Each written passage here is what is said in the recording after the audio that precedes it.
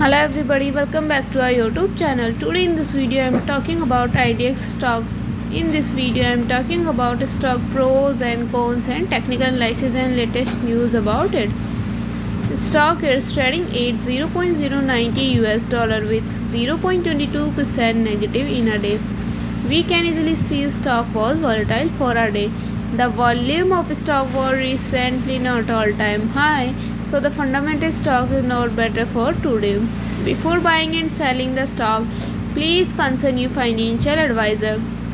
Today's video is done. Thanks for watching. Please subscribe my YouTube channel and like the video and also comment all related queries.